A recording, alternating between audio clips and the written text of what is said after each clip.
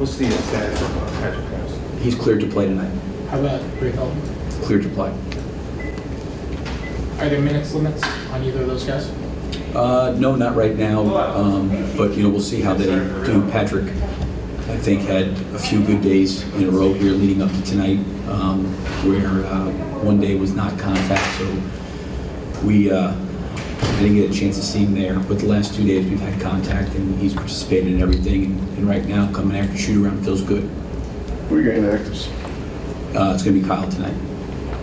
Any thought process behind just starting the season with Kyle and the inactives? Well, I think just looking at our team right now, obviously that can change. Just felt like, Josh has, done some really good things in the preseason, coupled with the fact that, Patrick not really knowing where he's at because he's only had 2 days, what kind of limitations he could potentially have if there's foul trouble. I think, Josh's versatility playing the power forward spot probably gives us a little more depth there. Do you have you know exactly what you're going to do rotation-wise, or what you want to do, or is it more of a feel thing? Well, I think it's going to be somewhat of a feel thing, but obviously communicating with Russell and Steven, Carmelo, Paul, those guys, just what my ideas are and getting some feedback from them. I think the biggest thing in rotations is guys feeling comfortable in their rotation, that they're productive and they feel like they can get into a rhythm and play. I think we've all been on the same page in terms of our communication, with that. But I think games, dictate certain things, and you'll have to make adjustments. So, just because you go in with maybe a set rotation or rhythm or whatever you want to do, sometimes the game dictates for you to change. What are you seeing from Terrence Ferguson? What are the possibilities of him having an impact early? I know he's young. Yeah, Terrence had a great camp.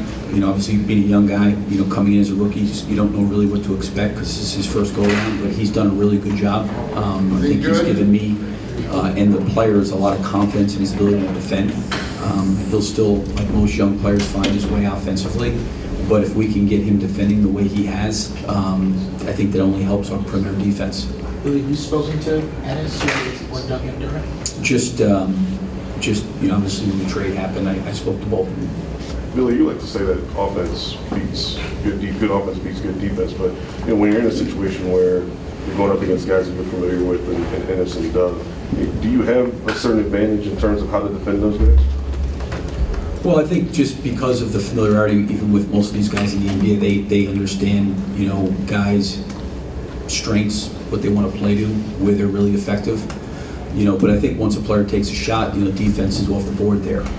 Certainly, I think a big part of the league, not only, just because his familiarity with Doug and Ennis being part of our team, last year, there's familiarity amongst the league. I think that's really important in terms of preparation, scouting, and those kind of things, is guys playing against certain guys for an extended period of time over a number of years. They start to get a feel of what guys like to do and how they like to play. And that, I think, puts you in a position defensively to try to make it as hard as you possibly can against a great offensive player because of the familiarity. Yeah, what most concerns you, Billy, about the Knicks tonight? Well, I think for both teams, it's kind of been a unique training camp, with the way the shortened preseason games, those kind of things. I think both teams have played a lot of different lineups, a lot of different players. It's the first game, I think, probably for both teams, there's unfamiliarity there. You get a feel, I'm sure they've got one on us in terms of going through our preseason games. We're going through theirs, so it's the same thing for both teams. But, this point in time of the season, being the first game, both teams will probably be drastically different, a month from now, just through the game experience and guys playing with one another.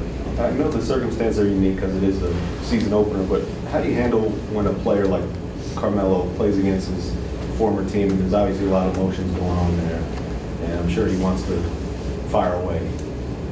Carmelo's a professional. He's played at a high level for a long time. He's been in the NBA for a long time.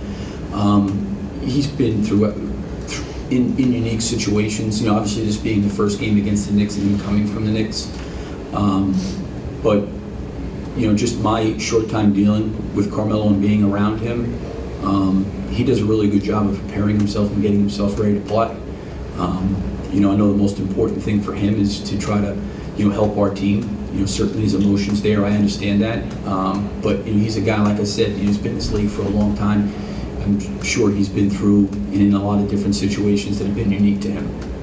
What was Doug's stint like here? I know his minutes weren't humongous, but I mean, what was it like coaching him? And Well, I think, anytime, you have a player, I think, come in like Doug did in February, right around the All-Star break, and there was maybe 20 games left, he was trying to learn a new system offensively, defensively, terminology, learning the whole new players. I loved being around Doug. I loved working with Doug. He's a great guy. He's professional. He's a hard worker. He obviously shoots the ball extremely well. He's a total team guy. He's unselfish. I think, whatever role Jeff sees fit for him, he's going to go out there and fulfill that to the best of his ability. Billy, you're obviously close with Joe Key. Based on last season, we saw that he had a tough time with the injuries and the drug suspension. Knowing him the way you know him, what do you think he'll bring to this team this season? Well, just in some of the conversations I've had with him, he's a very, very prideful guy. And I think that, based on him coming back to New York, growing up there, his love for New York, I think it really bothered him deeply that he never could get himself healthy. I think he wanted to contribute a lot more. I think he wanted to help the team a lot more. I know being around him, the time I was around him, he's all about winning, and he's a total team guy. He's unselfish. He's a leader. But when you're in the position he was in physically last year, just even talking to him after our game in New York, I just know he was frustrated. He wasn't frustrated with the organization or his teammates or his coach. He's frustrated with the fact that he couldn't help his team. And I think that really bothered him. And I know with the suspension right now, he's put a lot of work in this summer to get himself healthy and try to contribute to the best of his ability. Anybody else? All right, thanks, Bill. Thank you.